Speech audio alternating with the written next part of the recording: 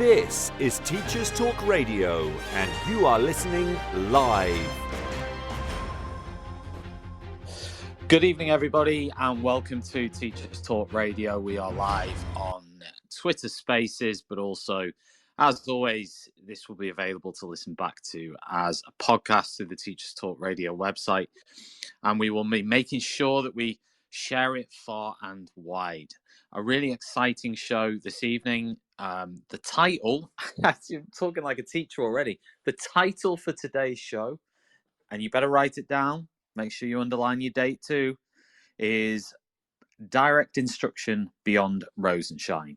So a really exciting show where we are going to be delving into, all sorts of things really, but particularly what direct instruction is, what the results of direct instruction can be and are, and particularly how the National Institute for Direct Instruction can help you as a teacher, maybe help the staff in your school to develop your delivery of direct instruction as a teaching strategy and all the other things it encompasses.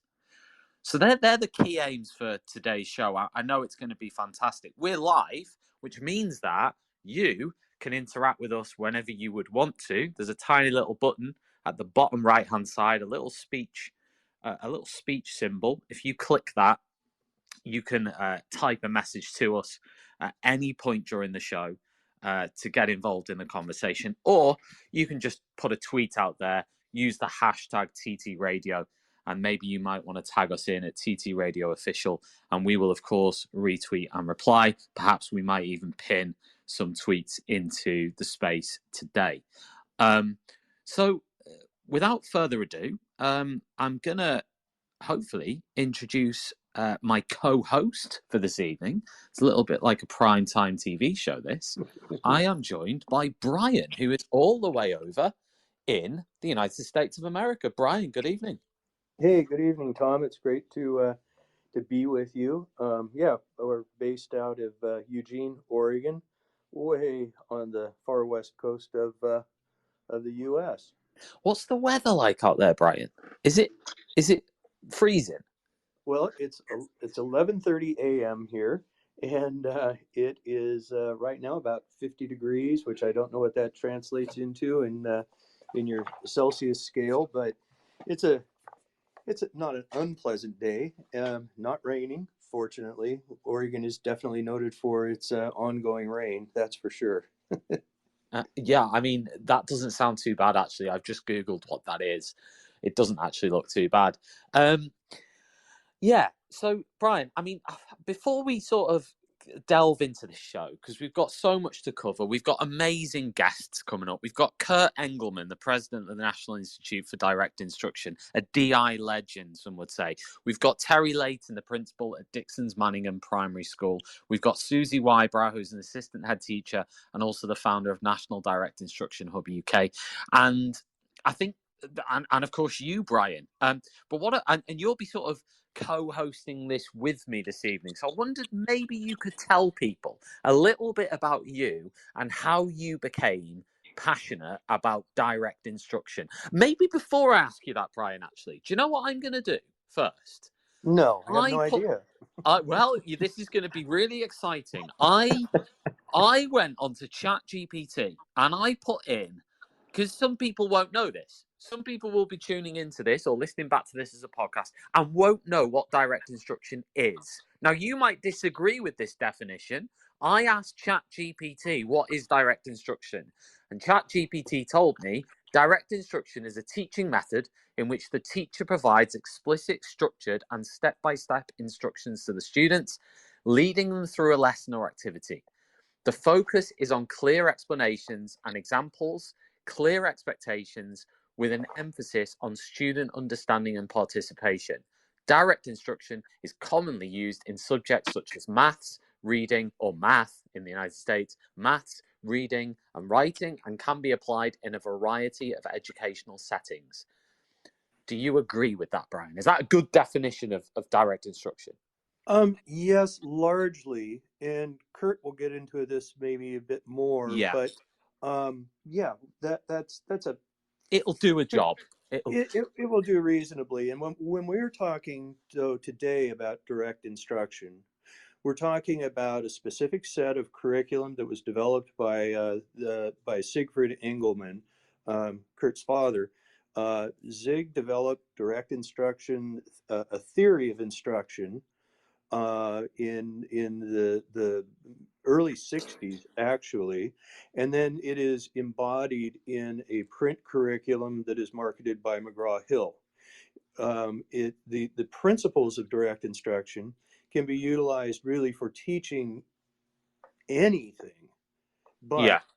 but it is mostly found in developmental programs for teaching reading, language, and as you all call it, maths in developmental, and then there's also a corrective strand of it that's differentiated from other forms of what one might call little d, little I, or Rosenshine direct instruction that really talks more about um, like smaller component parts of what makes up the big DI programs. um, a little known fact is that the popular notion of the Rosenshine direct instruction really was based on observations and analysis of Engelmann's authentic direct instruction, and how and he Rosenshine looked at, well, what are the features of this instruction that make it effective? Those being things like the group responses, uh, scripted instruction, signaling, so choral responses and whatnot, that are component parts of authentic direct instruction. But the real, if you will, secret sauce of authentic direct instruction is the genius of the instructional design, the faultless Okay. the design that includes faultless communication. So we're very explicit in what kind of student response we're trying to elicit so that we minimize the likelihood of students learning misrules, or we're not actually teaching what we thought we were teaching.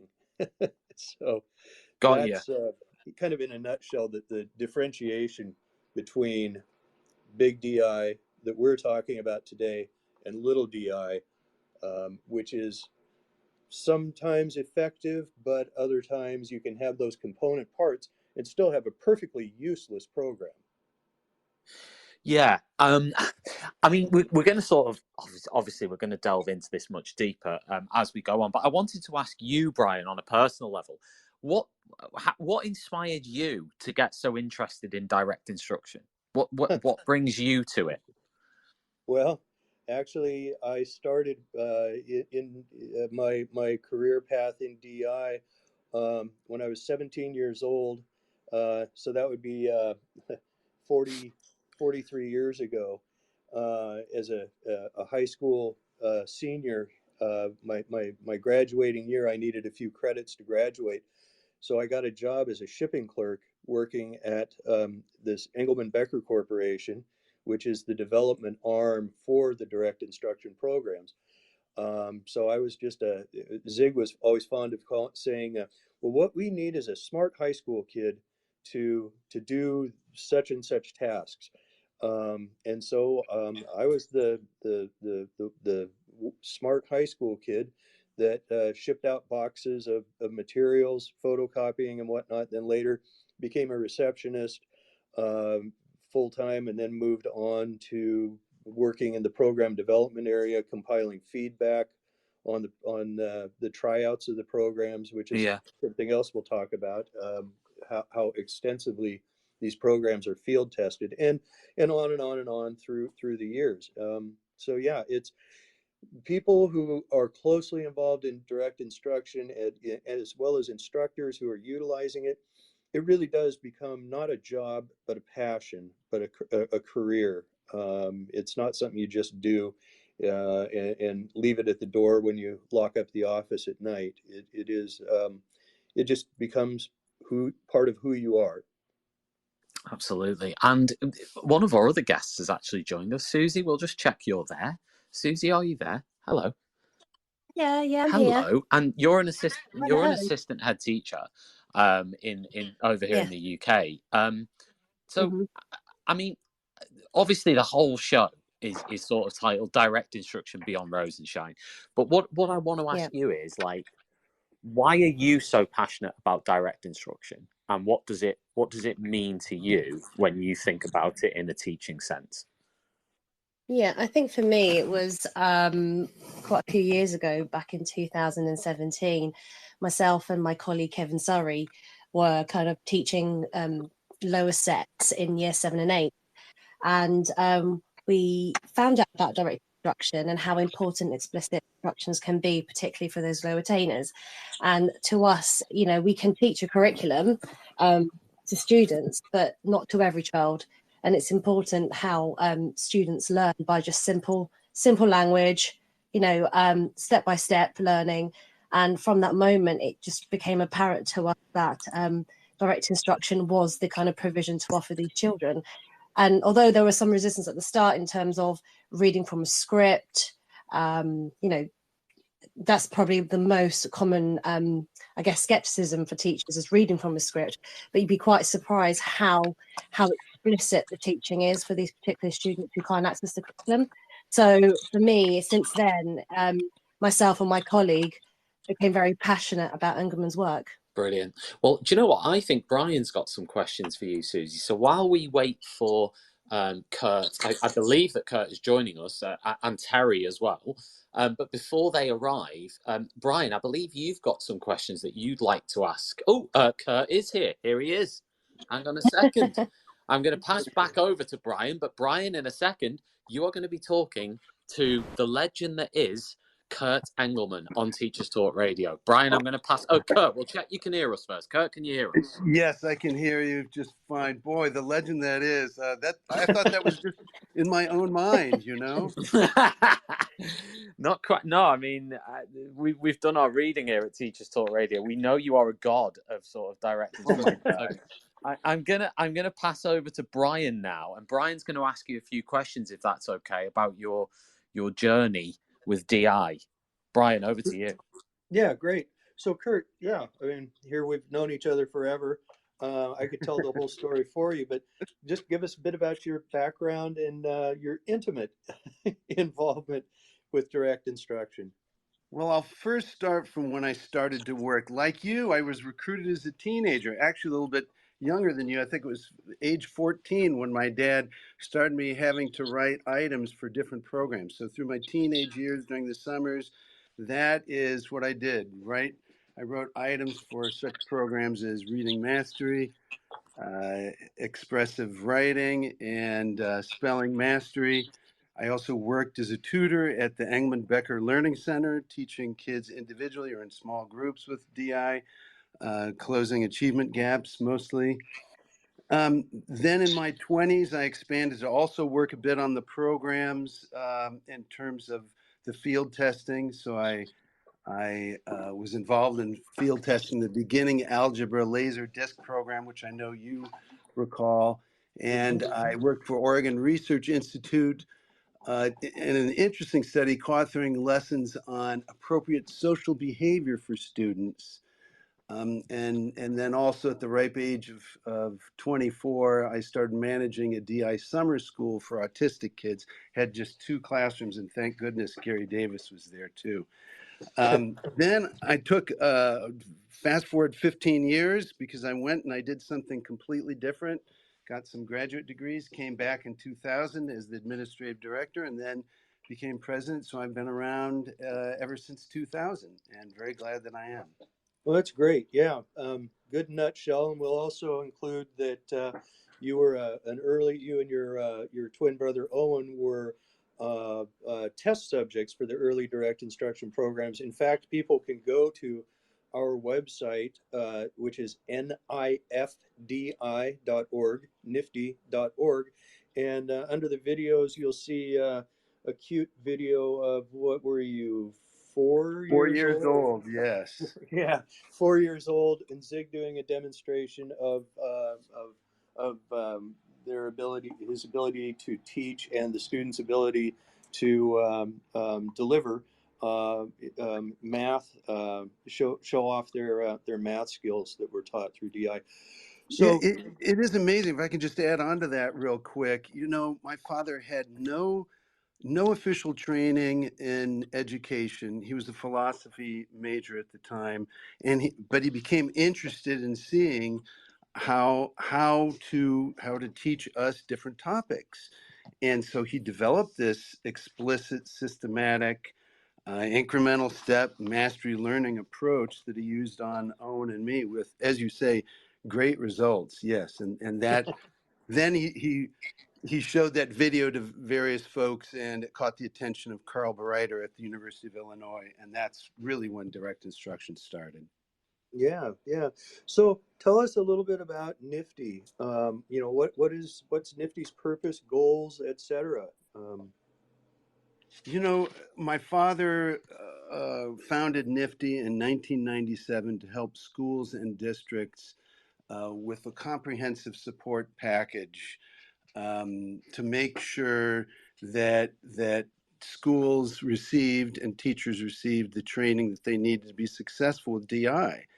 Because although the programs are terrific, and we can talk more about the programs, I'm so glad you mentioned the faultless communication. I had also mentioned the incremental step design when there's only 10 to 15% new each day.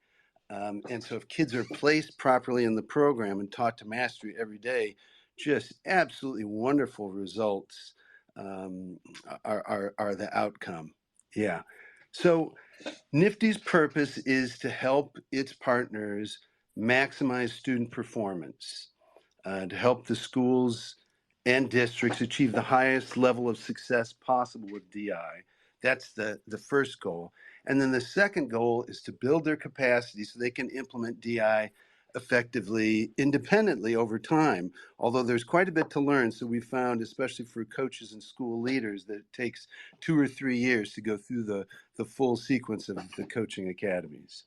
This show is brought to you in partnership with John Catt Educational, a leading publisher of books, directories, educational guides and magazines specifically aimed at forward-thinking schools in the UK and beyond. Have you checked out their latest releases? Don't miss out! Visit johncattbookshop.com to explore their full range of titles and advance your own professional development today. Happy reading! Great. Yeah. So NIFDI provides various incremental levels of service, starting with the pre-service training, actually placement assistance. Yes. Let me That just jump in there and please. emphasize that, if you don't mind, that it all should start with the placement testing, because with this incremental step design, it's super important to make sure that the instruction the kids receive matches their current skill level. So the placement tests give a snapshot in time of which of the programs and which of the levels would be most appropriate for which kids. And quite often the programs have multiple entry points. And so the students are grouped homogeneously as much as possible at those entry points for the initial instructional groups. So yes, placement testing is the first very important step, and it should be done before ordering the materials, because if you don't order the materials that match the grade or the year level, it's based on the skill level of the kids and the availability of the different instructors. So we help with the placement testing, and then grouping support. We help with the initial groupings, which we have to realize will be flexible over time to accommodate for differential learning rates of the kids. Some kids may be ready sooner for more advanced material, whereas other kids may need to repeat some of the lessons to make sure that they are firm. Because with a mastery learning program, it builds sequentially. So we have to make sure that they are completely at mastery at their current level before going on. Excellent. Yeah, yeah. And then the next step would be the actual program training, which our standard, and this is something very important for our listeners to know, is like the NIFDI standard for training is, generally speaking, 2 full days of training on a specific program and level, or group of programs and levels. Listeners should be very leery of any group or that would come in and say, "Oh, sure, we can train you in, say, reading mastery K through 5. It will take about 5 hours, and you'll be good to go." Our training is definitely very extensive, involves lots and lots of practice, lots and lots of feedback. And Yes. Can I ask both? Either of you can answer this. On the training, I'm sure you're going to come on to this, but what's in the training? What do you train on? So sure, the programs, can I take a shot at that, go Brian, and ahead, then you please. can fill Yep. in? Sure. So the programs, I described how they're designed with only 10 to 15% new. The programs have different tracks that each are getting more and more sophisticated over time in the lessons, and so the teachers need to know how to present the different exercises that belong to those tracks. So, as Brian said, there's practice. It's about 2/3 practice with 1/3 explanation, simulating, presenting, and correcting those specific formats. So, the specific layout is that the trainer will model an exercise, play the part of the teacher, and they play the part of the students, actually reading the scripts. Then it's reversed, and then errors are introduced. Actually, with the training for the teachers also follows that incremental step design. So we start off very simple and build on it until teachers have achieved mastery in how to present and correct those formats very, very fluently. Yeah, and I think an important point to note is one of the, I guess I'll use the word knocks against direct instruction, is that, oh, it's rote learning, it's all about the teacher, it's creating automatons or what have you. And in fact, I would argue that there is no other form of instruction that is more student centered and student directed than direct instruction.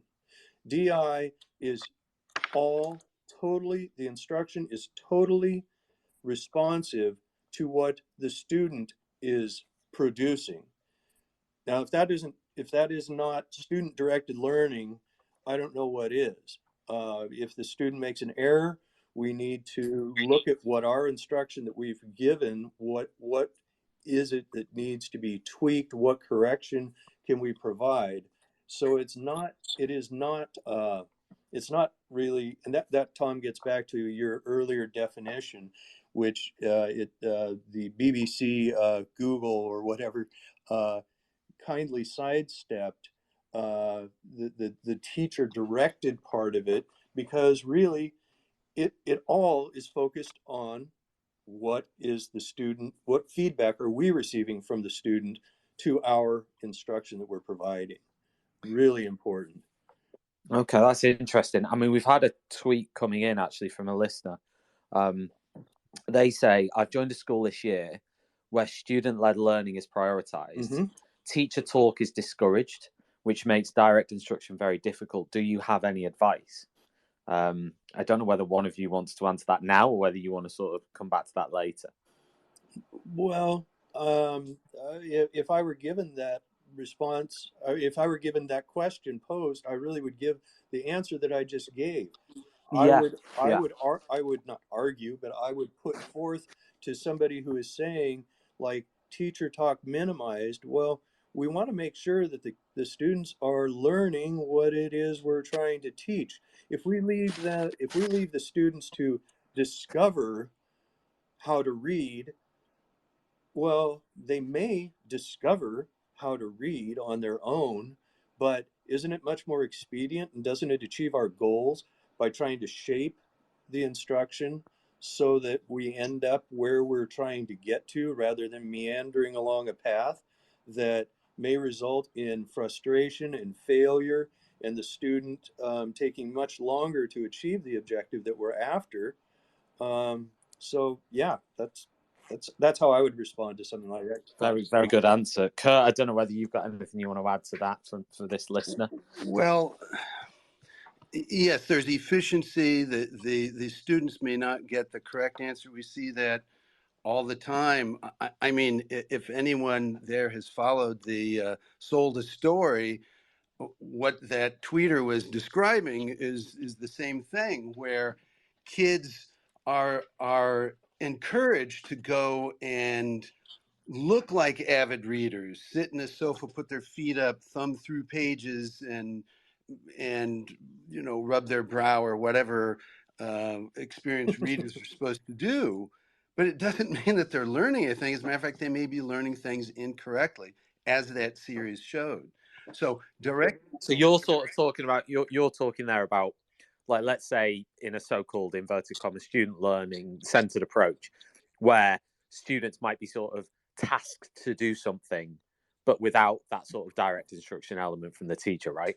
Well, let me be clear that centers can work if the students have the prerequisite skills and know what to do and are able to do what's in the centers. Exactly. It's not efficient for initial teaching, but for giving additional practice and having them generalize their skills, there's nothing wrong with that, or projects, et cetera. But to use that for initial teaching, again, I referred to that the Sold a Story podcast, in which kids have been crippled essentially for life because they then have been promoted to guess, look at the context, look at the pictures, and as soon as those go away and they're reading connected text where the text is all just no pictures on the page, they struggle mightily and have self-image problems, etc. So direct instruction, what it does, it has the model, lead if necessary, and test approach, which many of the viewers will be familiar with. That's true of small DI and big DI. It's just in the DI program, that modeling is very carefully thought out in terms of the sequence and the specific examples. Got you. Right, I'm going to hand back to Brian, because Brian's got so many more questions and I don't want to butt in anymore. But if we do have any more texts, I will butt in. Excellent. Yeah, no, thank you for that, Tom. So yeah, Kurt, we were kind of going through the level of services that our organization provides. We got as far as training, and then in order to glean out the maximum effectiveness of DI, we add in a data collection process. Well, I would let me just back up a little bit before we leave Sure. training completely. A really important component of our pre-service training is the checkout, in which the participants form into small groups, and the trainer comes around and has a list of different skills to ensure that the participants master before they go out. But before talking about the data review, I would just say that the on-site or remote coaching and demonstration feedbacks are critical, because the pre-service training tends to focus on the initial 30 lessons or so to make sure that the groups get off to a very strong start. And then coaching and in-services, either on-site or remotely, using Zoom, et cetera, video recordings takes place. Right. Yeah, and then so that coaching is all directed at looking at student performance. So we keep data we collect data. The instructor, excuse me, collects individual student mastery test information, as well as group progress information, and then our organization, we have what's called an implementation manager that will collect process that information. And what again, talking about the student-centered notion of DI, we're looking at what are the student performance problems and what are the factors that are impeding any progress issues or mastery issues that may be taking place. And You're absolutely right. And one of the goals is to make sure that, again, on an ongoing basis, that the performance of the students matches what's required in the lessons, that small step, incremental step design again. So by looking at those data and observations, we can see, are there some children who would benefit by repeating parts of some lessons? Are there some who have aced their mastery tests 3 weeks in a row, and should we consider moving them up in the program? Because we're always looking at opportunities to accelerate student performance, as we found that a lot of students simply are what we call undertaught. No one has ever explained to them mathematics sequentially, et cetera, and sometimes they don't need that many repetitions. They get the idea and they're ready to move into more challenging material. exactly, exactly. And as you noted, we're constantly working to build the capacity of a partner school or trust to be independent of our services. We're working hard to work ourselves out of a job, and supporting along the way the success of the staff and therefore the students. So it's a Right. We have the on-site coaching academies that we do, and then we also have the open registration coaching academies, pre-service training. I think you may have an announcement with regard to that, a very exciting one in England for teachers. And eventually we hope to, over there, have the coaching institute and the institute on becoming trainers, et cetera, once we get that pre-service training started in England. Don't forget Wales and Scotland, Kurt. Yes, sir. I shan't. Yes, it should be the UK. It's just that so far we've only worked with schools in England. We would love to work in the rest of the UK also. Thank you, Tom. Well, there you go. Yeah. What an offer that is. Come on, Wales and Scotland. Don't let the side down. Yeah. But no, what's interesting from your discussion, so that was an important point, actually, I was going to ask is, if there's a school listening now who's based in, many of our listeners are obviously based in the UK, that this training is available in the UK, right? It's available in England Yes, at the moment. yes. In fact, NIFDI is able to deliver training remotely via Zoom. We have also been working to develop the capacity of a small cadre, an expanding cadre of folks who have gone through our trainer training. And in fact, Kurt sort of alluded to, a nice segue there, Kurt, Go ahead. to an announcement that NIFDI will be sponsoring a training in the UK this summer. It's going to be July 6 and 7 and we're going to limit it to 2 specific sets of programs, that being the corrective reading program, corrective reading decoding program, as well as the corrective math series. So corrective reading is for students who, our grade levels would correspond with grades 3 on up through even adult basic education, and who are struggling readers that a developmental program, for whatever reason, has failed to teach them the skills they need to be fluent readers. And the corrective maths program is also for a similar population. So I think that equals what you all would call your key stage 2 and 3 students. It's amazing to us the number of students that are candidates for corrective math that place actually in the like the basic addition module, and these are students that have been exposed to math instruction for on towards 6 and 7 years.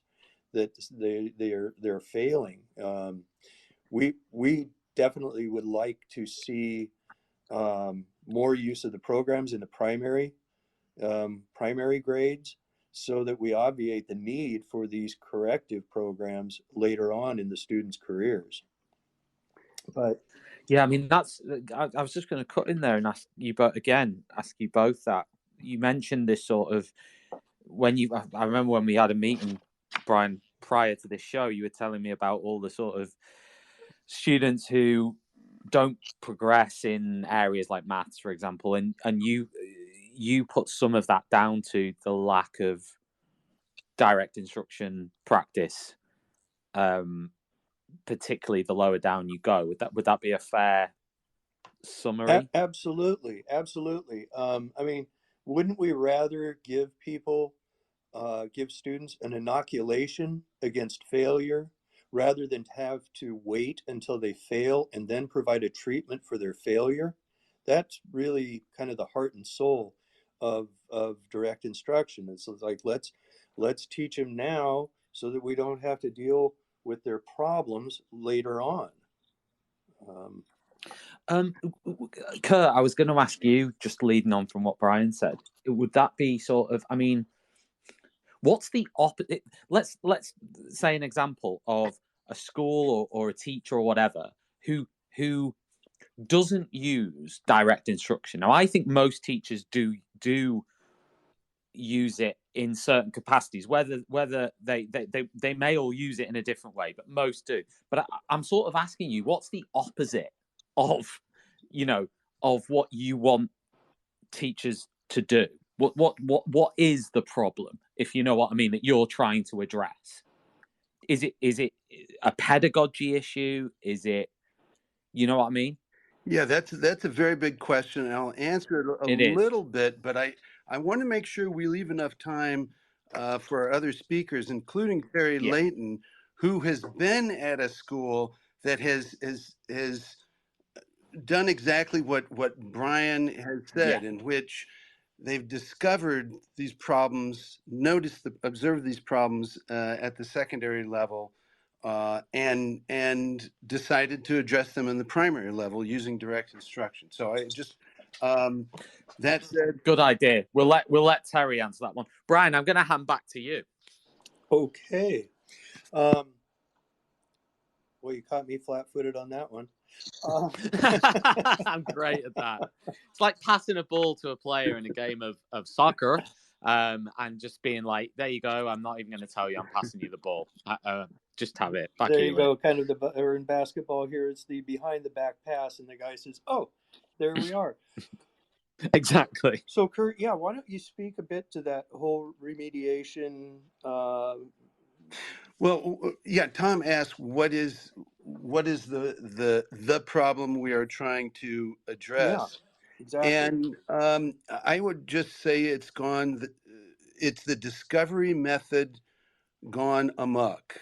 It has simply, there are a couple of different things. Too many goals too soon for students, rather than assessing them to see what they need and teaching them at their skill level. And the other thing is that in too many places, simply the instruction doesn't match the kids' ability to access that instruction. It's fine for them to do, it's great for them to do projects, it's great for them to do centers, etc., as I said before, as long as they have the prerequisite skills. So making sure that the kids can benefit from the activities that are taking place at school, because who are the kids, also, this is a matter of equity, who are the kids who suffer? They're, generally speaking, but not always, kids from lower socioeconomic strata who don't have language-rich environments, and they don't have the resources at home to make sure that they are ready to be successful in school. Now, of course, as the podcast Sold a Story talks about, there are many, many thousands of kids from middle and higher socioeconomic strata who are also struggling with that type of instruction. So that's my answer to that question. Yeah, and that actually, so Kurt's referenced a couple of times a podcast, Sold a Story.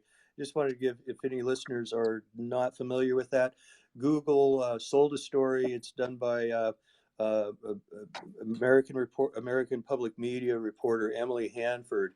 Does a great investigative job of looking at a variety of reading approaches that have failed countless, literally millions of students worldwide. Really well worth the listen. Um, but yeah, the Solda story is definitely worth listening to. And but really, where these problems, you talk about the pedagogy, it start is with our teacher education programs, and I would dare say it's probably a worldwide situation where you get these high school graduates. They're going to go to a teachers college, enter into a teacher education program, and they are taught by professors who really don't have any basis for the dogma that they are infusing into these prospective teachers. A lot of those people have never been into a classroom in their careers, and they have these, what I like to call, romantic notions about teaching and learning. They have this belief that students are little sponges that are eager to learn, and that our job is to elicit that, and cultivate that yearn to learn feeling in the students without ever directly actually teaching them anything. And so they go out all starry-eyed and say, I'm ready to conquer the world because I've learned how to teach reading. And then they get into the classroom and discover that no, this student isn't learning. And so what do? Do they say, oh my gosh, my 4 years of education has failed me? No, what we do instead is we label these students as learning disabled, dyslexic, this, that, or the other thing, and give the student and blame the failure on the student without even looking at the failure of the curriculum to actually deliver sensible instruction. And that's something that, if we had our magic wand, it would be to definitely put it forward, uh, to actually be using programs that work instead of labeling why Johnny can't read. Why Johnny can't read is because he has not been properly instructed. Um, Sorry, jumped on that soapbox a bit. No, that was brilliant. We've had another text in. Telford Park Reading, who are in the listening live right now. You can see their logo if you scroll down in the sort of studio space here.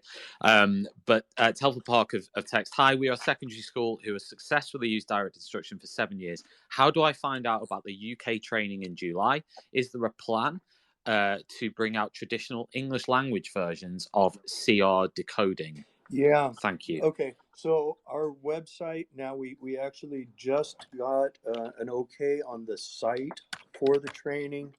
It will be at Heath Lane. Oh shoot, here we go. Yeah, it's going to be at Heath Lane Academy, part of the Midland Academies Trust. And we will, in the next couple of weeks, have registration information out. You can, if you send me an email, the best one probably would be info@nifdi.org. I'll make sure to get you all, anybody who sends me an email, a link to that registration information once it becomes available.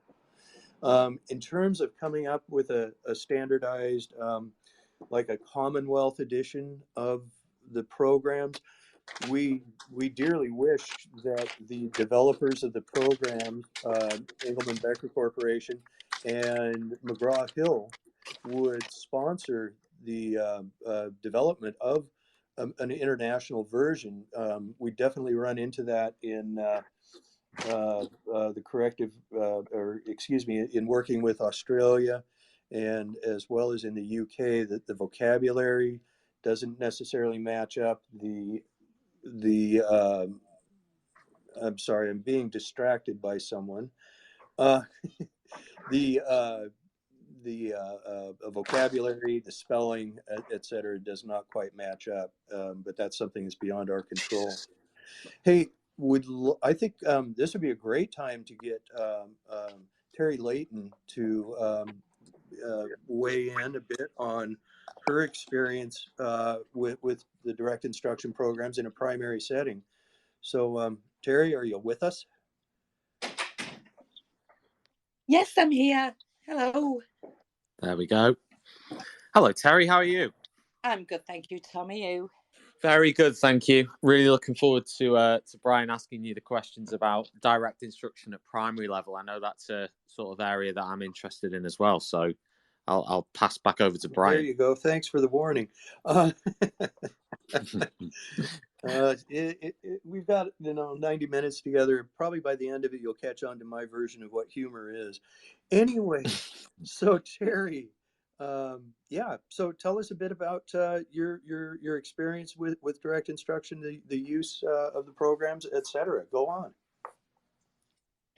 So about 5-6 years ago, we were finding our children in Key Stage 2 were really struggling with reading.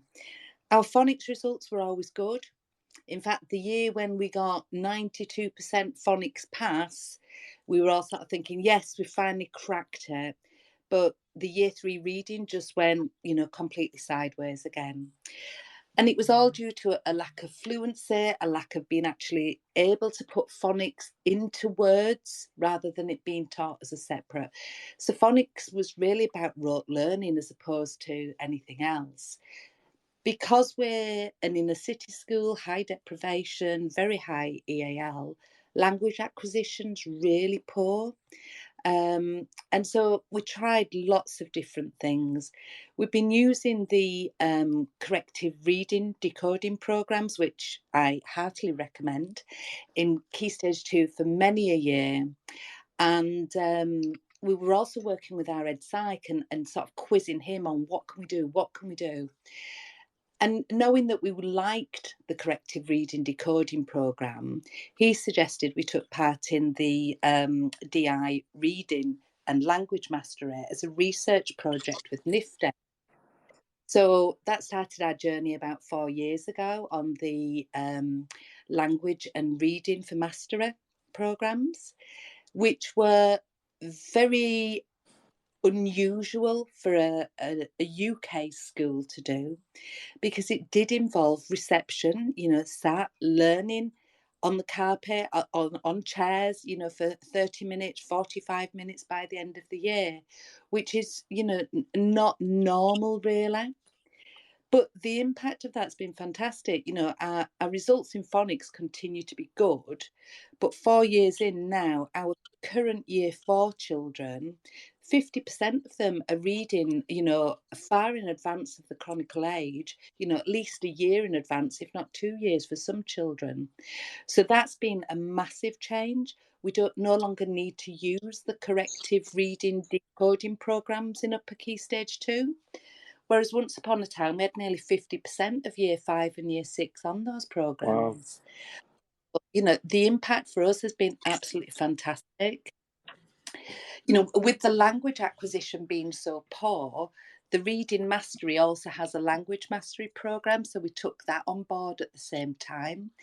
And that language gap is really closing. The technical language that's taught through the programme just supports learning in every single subject area. It's fantastic, that wider knowledge. We talk about culture, capital culture and things like that. Cultural capital, got it the wrong way. We talk about that lots, but for children that come from deprived backgrounds that don't get to go anywhere, don't get to see anything, the DI programme, gives them that.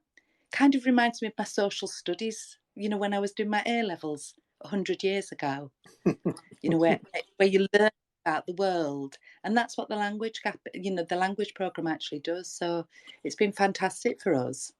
Great, great. Yes, and see, that really supports what I was talking about, your lack of having to have the corrective reading program later on, because these children were efficiently and effectively taught in their primary Mm. classrooms.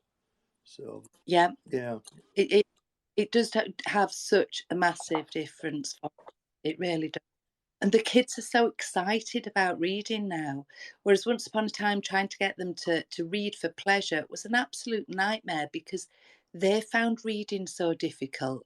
Whereas now we're in this, sort of twilight zone of, we never have enough books in the library because all the children have got like 10 books at home. Terry, can I just cut in and ask you to describe that change, like in practical terms, what exactly you changed?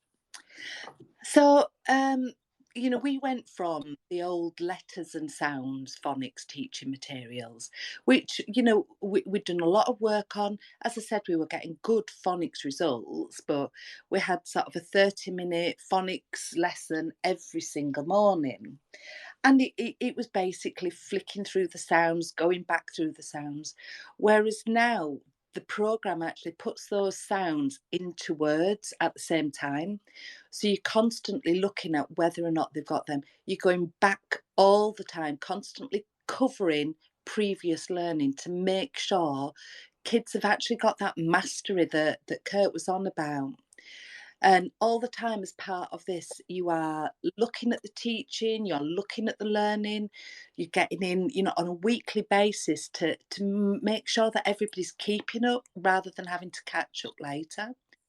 So that student performance that Kurt mentioned earlier is all built into the program. There's no way can somebody just, drop and, 3 months later when you do your next assessment drop, go, oh my goodness, they've not made as much progress as I wanted, because you're on that every single week. I have to say it was hard for staff though, Tom, at first. We were taking on a program that hadn't been used in the UK at that point by anybody. We were doing it as a research project because I really couldn't find anything else that I was convinced would fix our problems. So we took it on for 1 year, and staff found it hard. It flew in the face of, what we say is good reception practice, or what we used to say. That has changed a lot. And it was very scripted. So following the script, following and making sure we had consistency in how we were asking things, the signals that we were giving to children, that took an awful lot of coaching. In the first year, the staff found it hard. The second year, they saw the results of that. And the third and fourth year, it's just got stronger and stronger as people have really bought into it and seen how good it is for the children. Yeah. Tell me a bit about the students. You said that it was a bit difficult for the staff at first. Definitely any kind of new approach is difficult to bring in and take on. How do the students feel about it initially and now? So initially, the children generally go with what you try to teach them anyway, don't they? Especially when they're younger like that. They went along with it. They did find, sitting in chairs, facing the teacher at reception level, quite difficult. But once they got into it and once they could see the progress that they were making, they were so proud of themselves. You had children that were dancing and getting up in assembly because they were moving up a book. And, it was just so heartwarming to see kids so excited about reading for once. Yeah, yeah, and given that also, it's kind of a softball question. Can you describe um, behavior issues that may have been taking place or are continuing? So I think for us, one of the reasons why our ed psych suggested this program is that he knew that we were very much into the lowercase di and all the Rosenshine things. So, our behaviour was generally good, but it was good in that children were quiet, they were well behaved, but there wasn't that love of learning. And I think that's what DI, capital DI, has changed, that there's actually now a thirst for learning. They want to know more. And that's the big behaviour change that we've seen over the last 4 years. And, as children get better at reading and stronger, more fluent, you have to then sort of improve the rest of your curriculum as well, and make sure that they have opportunities for more challenging learning across the curriculum, not just in reading. Great. Yeah. The pride that the students exhibit. I've visited schools where, you walk through a classroom and the kids will say, hey, want to see me read? Yeah. That's a real pleasure. It really, it's fantastic. So. And they love that, the mastery of language that they're getting, the fact that they're using all these, as we call them, the Queen's words and, posh words. And they just love that, and they talk about the graphite. Can I sharpen my graphite, please, miss? Rather than do my pencil. Right. Yeah. And talking about tines of forks and things like that. Definitely. Yeah. Yeah. Kurt? Can I ask a question, Terry? Go on. Thanks, Brian. I was going to ask Terry, what did you get any sort of, because you mentioned about the sitting in rows sort of facing the teacher at reception level, and I can imagine that. I mean, what was the sort of parental buy-in? What was the sort of, from the wider how have you dealt? Has it been positive? How have you dealt with anyone who's sort of not been on board? How, because there would be those who would say, "Oh, just sort of let them play," I guess, at that time, or let them. I don't know. You know what I mean? Like the sort of, yeah. Our parents have been fantastic with it. We explained what it was, and like I said, originally it was just a 1-year project to see, how it went. And the parents were happy to go along with it, and they could see the results, so they were absolutely fine. It's interesting that it's other professionals that come to the school who are much more, the pedagogy should be this, and the reception children should be playing more, they should be learning through exploring, but it's like Kurt said, that's good for students that have the necessary skills. But when you're coming from a place of great disadvantage, play-based learning just doesn't work. Right. But for our students, the vast majority of them are swaddled until they're 3 years old. They're not even moving about that much. So we find even things like, fine motor skills and gross motor skills are just so underdeveloped. No, that makes perfect sense. Just before I hand back to Brian, just a quick shout to everyone listening. We've had so many listeners tonight already. Just a quick shout to Christine, who's been listening all the way through, Tamara, Tammy, Anthony, Simone, Taiwo, Naomi, Kanika. We've got Kimberly, John, Jim, Rachel, Kevin, Telford Part Reading, who we mentioned earlier, Paul, who's joined us the last sort of 10 minutes or so, Learning Partnerships, Nicola, and Naveen, who's also been here through the whole thing. Good evening, Naveen. I'm big fan of Naveen's work. So, yeah, great to have everybody here this evening for this. I was going to ask you, Brian, and also Terry, and anyone else who wants to. The title of the show is Direct Instruction Beyond Rosenshine. For anyone just joining us, that's the title of our sort of show this evening. Brian, I don't know whether you want to answer or whether maybe Terry, but why did you use that phrase, direct instruction beyond Rosenshine? What's the thing that makes it beyond Rosenshine? Yeah, as I alluded to earlier, I was talking about the instructional design, the sequence of instruction. We, one of the basic principles is introducing highly similar concepts or forms, if you will, highly similar in great distances between each other so that we minimize the opportunity for confusion. So, using Rosenshine's principles of instruction, you could still miss the point of the instructional design.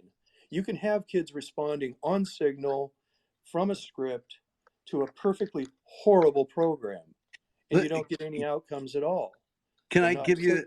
Yeah, Go I'd like ahead, to Kurt. just give one example that actually my Please. father encountered very early on in his career, which was teaching kids at the kindergarten level how to count. And so the practice was at the time to count to 3. So the teacher had the kids count 1, 2, 3. The command would be, or the direction would be, count to 3. The kids would go 1, 2, 3, and they would do this for in the morning, in the afternoon. They got super firm on it. They could count to 3. So then, when the teacher said, "Count to 5," what did the kids do? They said 1, 2, 5. In other words, they had stipulated they were total naive learners. They didn't understand what they were doing. It wasn't paired with counting any sort of objects, etc. Instead, they thought they were supposed to say 1, the word 2, and then whatever else you're supposed to count to. Count to 15. 1, 2, 15. So so this then informed my father that, all right, we need to make sure that in our program, we don't have kids what we call stipulate. We'll have them start counting from different numbers and for different lengths of time, and then do that later on for backward counting, and then that will lead automatically to learning addition and subtraction. So that's just one of the hundreds of different stipulations that can occur in an instructional program that has been addressed in the DI programs, especially when they're tried out. Exactly. Yeah, Kurt, that's a good example. Another, in terms of highly similar items being introduced in great distances from each other, it would be in reading, like B, D, P, and Q. They're essentially the same form. It just has to do with the orientation of that form itself. So, in reading is the first time students have encountered a situation where, based on its orientation, a particular form takes on a different meaning or sound. A chair, for example, a chair, if it's upside down, if it's, sideways, whatever, a chair is always a chair. Students understand that idea. But now, oh, we're going to teach you to read. And sometimes this form makes this sound, and sometimes this, and sometimes this. And so we want to introduce them great distances from each other. And then also with the program, it uses a modified orthography. So the D looks much different than a B until we're certain that the students are firm on those forms, and then we fade the use of that specialized orthography. So that, again, instructional design, being careful with our faultless instruction and faultless communication, those are really some of the biggest differentiations between just the general Rosenshine principles versus the actual authentic direct instruction programs. Got you. Perfect. I'll let you carry, because I know you've got other questions for Terry, so I might let you carry on with that. Yeah. So Terry, one, and this is actually somebody tweeted in this question, Ofsted, that that looming presence apparently that's all over the UK. What kind of encounters have you had with Ofsted with use of the programs, given that they're not on the official list? Well, we haven't been through an inspection since we've started on the DI journey at all. But I do know an Ofsted inspector and have gone through with her just to check what the response might be. Yeah. And it seems to be that, you know, so long as we explain it correctly, we don't see a problem with it. Our results are good. That's the only time that the Ofsted could actually, you know, challenge us to move to a different program, is if our phonics results weren't good enough, but they are above national, so we're okay there. But yeah, our friendly Ofsted inspector, we know, doesn't see that there will be a problem with it at all. Great, great. I hope that is a common experience with schools. I know that, you know, adoption lists here in the U.S. can cause great problems for them, you know, not being on, and they don't even look at what the results are. They just say, nope, not on the list. You're out. Yes, it seems to be a bit more flexible at the moment, which is great. Yeah, good, good. Um, Maybe now's a good time to bring on Susie. Um, Susie Wybrow is our UK outreach specialist. She's a good person to get in touch with if you're wanting to go see a school such as Terry's. Terry, your school is open for visitors, yes? It is. We've had quite a few come to have a look at the programs already, which has been lovely. Great, great. So Susie, good to see you or hear you again. Um, so tell us a little bit about your journey. What brought you to direct instruction, and your experiences with it, please. Yeah, sure. So as I mentioned earlier, it was back in, I'd say about 5 years ago now, about 6 years actually, where during the time at Magna Academy based in Poole, our head teacher at the time, Richard Tutt, had selected myself and Kevin Surrey, who's also on this podcast tonight. Hi, Kevin, if you're there, to implement Engelmann's programs. At the time, Kevin and I were like, what is DI? Obviously, first thing when you think of DI, you think of Rosenshine. So we were told, you know, from September 2017, we were to deliver this program.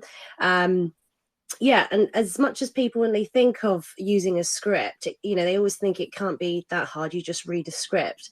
You know, it really isn't. There's so much more involved than just reading a script.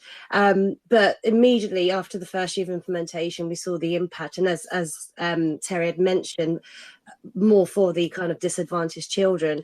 And it was, you know, within the first year of implementing this program, you know, the attainment had improved.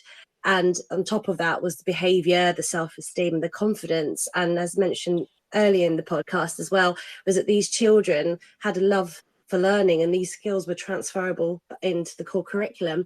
And these children were, you know, they were just had love for learning. They reintegrated back into the core curriculum with the knowledge to access what the curriculum could offer them. So it was, you know, the results were absolutely fantastic. I mean, we started off with children with literacy ages starting from 5 from the standardized scores, and, you know, baseline tests with students with numeracy age of 6 and 7. And these children were, you know, again, going above their kind of the kind of the expected levels. You know, some children were like start off with the reading age 5 and were leaving, you know, finishing the DI program reading ages of 12, 13. So these children were moving up sets, not just one set, like 2 or 3 sets. And it just became apparent to both Kevin and myself, you know, through this journey and the implementation for the first year, that direct instruction didn't just close gaps, you know, in students' learning, but was a great kind of all-round program, irrespective of your level of ability. And from that moment, you know, we thought, where are we going to go with this next? I mean, we had schools visiting from all parts of the country coming to see this one small classroom we had at Magna Academy, because Kevin and I were the two that were delivering. I was delivering corrective reading at Key Stage 3, and Kevin was delivering connecting maths concept to also Key Stage 3 in year 7 and 8. And we just became this small classroom known to quite a few schools across the country. And then from that moment, we kind of then partnered up with with the NIFDI team, so with Kurt, Brian, and the rest of the team, where we received our kind of comprehensive coaching, and as we thought it was the best way to kind of endorse direct instruction to support as many students as we can across the country, and ensure that direct instruction was delivered, you know, to the highest quality, really, because I know there's practice that goes round, but until you've actually had that training and that comprehensive training with NIFDI, there's so much more you will learn and realise what you're not actually doing. So, as I said, if you do have the opportunity to attend the pre-service training in July, I definitely do recommend it. And even though I'm in my kind of 6th year into direct instruction, I'm still learning, and you know, have had the opportunity to go to the US and meet the team and go on the coaching academy with a few DI colleagues of mine in the UK, which was an absolutely fantastic opportunity. Yes, and then 2020 was kind of the highlight of it was the highlight of the time. Kevin and myself opened up the DI Hub UK, which today we support many schools in the coaching side of things. And yes, and recently, as Brian had mentioned, I became the NIFDI UK publicity specialist, and I'm absolutely honoured to be part of the team and promoting what Siegfried started over 50 years ago. Oh, great, great. Yeah, you touched on in terms of training, we do NIFDI does have, it's called the National Direct Instruction Conference. It's held here in Eugene, Oregon in July, at the end of July this year. It'll be July 24th through 28th. We'd urge you all to come on over. It's a splendid time, as I'm sure Susie would agree, to be in Oregon. A great environment, and just the power of being around a group of very like-minded individuals. It's very invigorating and an experience to be had. Yeah, so. Definitely is. I do think until you actually have the training, I think it's, you know, I think you just think it's, like I said earlier, it's just reading a script, you just deliver the program, but there's so much more, I mean, involved. I mean, it's ensuring that students do reach mastery. You're addressing these misconceptions every single lesson. You know, there's data side of things, the assessment, and until you've actually had that comprehensive training, it's, you know, you think you're doing it right, but there's so much more you can learn, you know, from the training. Can I ask you a question, Susie, and interject? I was going to ask you from a sort of teaching and learning perspective, if you, and maybe Terry could butt in on this one as well, if you were telling a teacher in your school about the sort of key principles or key things that you would like them to do on a lesson by lesson basis, is there anything in that? Is there anything where you're like, I'd like you to keep doing this. I'd like you to do this consistently. You know, what are those things? Is that in just a normal core subject, is it? Well, if it's different in different subjects, that's fine. But I think I'm thinking, you know, from a direct instruction perspective, let's say, you know, we're new to direct implementing something with direct instruction. We haven't done it before. We do very little of it. And I'm a teacher in that school. And you know, you're saying, right, we're going to implement. We want people to use direct instruction in their lessons more. What would be the things that you might say to me as a teacher in that school that I should do more of and more consistently in my class? Are there specific things I could do more of? I think, well, for me, is language is so important. I think the children that we serve, as Terry kind of mentioned earlier, was these children come in with very little, you know, very little knowledge. And I think language is so important to be very consistent with. And as direct instruction programs have, is that it's very simple language for students to comprehend. And I think for me would be checking for understanding. It's all good asking a child a question, but as Kurt kind of mentioned earlier as well, it's all good asking the question, but have students actually mastered it first? It kind of goes back to the I do, we do, and the you do kind of Rosenshine practice. But I think it's important before you ask students to do something, that they have that knowledge. Like, for instance, a couple of times I've gone into a classroom and done some learning walks. I've seen teachers that would say, right, okay, here's your task. You have 3 questions to answer. Off you go. You've got 10 minutes to do that. Questions could be something like, have a look at this extract. What is it asking you to do? What is the writer trying to suggest? And what is the viewpoint type thing? But the students just sit there, they don't know what they're doing. So it's actually breaking it down. And what DI does is it's done in tiny increments and actually breaking it down and modeling the answer. I know it's part of our practice, but it's ensuring that these children understand and comprehend what they have to do before they actually do it. And some of these, and I think what happens in schools is that we just assume they have that knowledge to access the work. So that's one of the things I would suggest is don't assume students actually know what they're doing, and making sure they know what they have to do before you ask them to actually go ahead and do that independent work. Spot on. I was going to ask Terry as well. Terry, I don't know if you're still there, but I was going to maybe ask Terry what you sort of said to your staff to do more of and to do less of. The less of was less teacher talk. Well, that's interesting, because I think many people associate sort of more direct instruction with more teacher talk.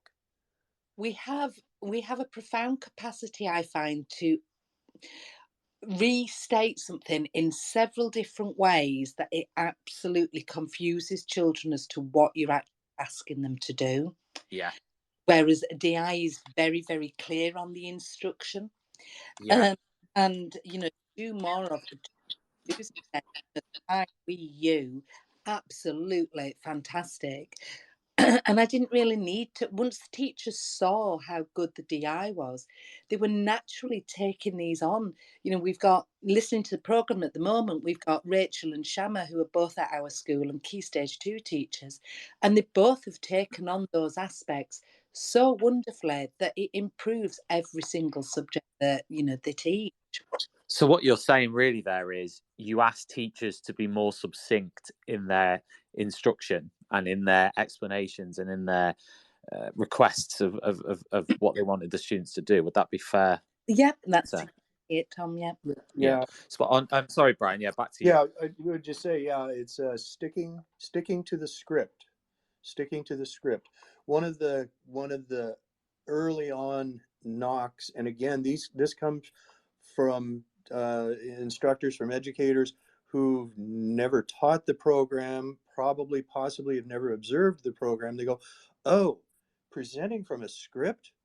That sounds so restrictive, sounds so boring. It sounds so repetitive." But in fact, well, let's see. Agatha Christie's Mousetrap, it showed for how many years? 27 or more years of that show. Those actors brought to it, and there was a variety of actors that played the characters in the show. They brought to it their own character, their own nuances to that script that had been done literally thousands of times. So teachers who actually have taught the program, they find the script to be great, very palatable. They can put themselves into it. If somebody says, I was at a training the other day, and an instructor said, oh, it gets the students, oh, we have to start again. And it's like, well, if the instructor is bringing to it like, oh, yes, you have to do this again, then the students they're going to understand, they're going to feel that, and they're going to find it to be drudgery. But if an instructor brings life to that script and enthusiastic teaching and showing the kids like, hey, this is really tough, I bet you can't do this, and they do it, and you celebrate those successes, the kids, they eat it up. They want to do their DI lessons. Terry, Do you think similar? Do you think like, yeah? Do you think like teachers, like, so for me, like I would describe, if someone sort of gave me, I would find it really hard to stick to a script because I'm such an idiot at times. I go off on massive tangents. I sort of I don't know, I ad lib a lot. So is there sort of space for that, or would you sort of say, look, Tom, like, yes, you can, do what you normally do, but you need to sort of adapt to this set of sort of processes? Yeah. and embed those within what you do. Yeah, well, we would definitely, we do not, certainly do not encourage. In fact, we probably discourage going off script. There's Yeah, probably certainly appropriate times for it, but in yeah, general, we want the teacher to be grounded firmly in their training to understand exactly what Terry was talking about. If you yeah. provide six, even three different explanations for a particular thing, how do you know which one that student is going to take to? Shouldn't we stick with one and make sure that they're firm on that one, given that it is a concept or skill that should be limited to one interpretation? We would want to encourage that instructor to stick with that, and there are other times for them to put out their own individual creativity, but really, given the important role of academic instruction, we best leave that to a system that has been set up, tried out extensively, and revised in response to the student's performance. We'd probably rather stick to that. Perfect. No, that makes perfect sense. Right, Brian, I'm gonna hand back to you for the final bit. We've only got 10 minutes left. Time flies when you're having fun, doesn't it? Boy, Even when we're on other sides of the do you world. say that over there? We say that over here too. Yeah, I know. We do. We say it. You probably invented it, and we just stole it. But yeah, if there are any other questions that people have, if they want to tweet them in, we'd be. Yes, and also we were going to say, weren't we, Brian? At this point, if anybody wants to call in, because I know we've got people like, for example, Rachel's here, who I know has commented saying that she's implemented DI program. She's one of the Year 4 teachers, and she's never had a class come up as such strong readers overall through a DI program. So, Rachel, if you want to share that experience, in these last sort of 5 to 10 minutes, then please feel free to do that. But actually, anybody else, it would be great to hear from anybody. This is Teachers Talk Radio, after all. Anybody who has any experience of using DI, how you found it, and also whether you have taken advantage of any of the resources that NIFDI offers. It would probably be a good point for me to say as well that if you are interested in anything that you've heard on the show this evening, and sort of a treasure trove of resources is at nifdi.org. So if you go to the website, you've got across the top bar lots and lots of information, research, studies that you can look at involving DI, history of DI research, all the sort of stuff that the geeky teachers will love. And am I a geeky teacher? I don't know, maybe, probably. But you've also got lots and lots of opportunities for training, for coaching, for understanding how DI works in the classroom. It's all there at nifdi.org, so definitely check that out. Brian, I don't know whether, what... I'm going to open this up to anyone who's still here, actually, as a speaker, and obviously yourself. If someone's listened to this and they're thinking, I want my school to implement DI, and I want the school to implement more DI in the classroom, to do basically what Terry has done, right? What would your advice be to the teacher who wants to do that? So thinking not the leader of the school, perhaps they're not on board with that. Perhaps they're very set in another way of doing things, and every way has its merits, of course. And I think it was Kurt who said earlier, discovery learning can be done in a very good way if it's done right. But let's say, for example, a teacher or a group of teachers want to implement and do more direct instruction in their classrooms. What would your advice be to those teachers who want to do that? Sure. What would the starting point be? Well, definitely the starting point would be, as you pointed out, visit our website, nifdi.org, and explore the variety of programs. There's a tab across the top that says the programs, and it drops down to the options to go to reading, language arts, maths, language, social studies, etc. click on those, learn a little bit more about the programs. You're going to see sample lessons available there. And also, as Kurt did say, placement testing. So you have the placement tests are available, downloadable for free. And so, start definitely by doing a placement test for each student, so you can see what their performance level is and therefore the appropriate program for those students. Then get in touch with us, and we're happy to describe what we can provide in terms of ongoing support for your implementation. And we'd be happy to begin developing a partnership with you and your class. I mean, that's kind of the starting point. We'd also encourage folks to reach out to Susie if you're interested in perhaps going up and seeing Terry's school and checking out what they're doing there, and actually seeing it in action would be another key point. Um, that's would be my advice. Anybody else got something else that they'd like to add? Maybe. Hearing. Maybe. Oh, Terry, go on. Terry, go on. I definitely concur with Brian about going out and looking at schools and looking at how it works and finding out the research part of what you're going to be taking on is really important. And then talking to the senior leadership team and taking them on that journey with you to encourage them to look at it a bit more. Kurt, I think you were gonna throw something in there as well. But Terry went first, and she stole my thunder. Exactly, that's just what I was going to say. Those same steps. Go and see it in action. There are going to be a lot of questions you'll have about how it could work in your school, and wonderful to take the leaders of your school along with you on the journey to see the effects that it has, positive effects it has on the student performance.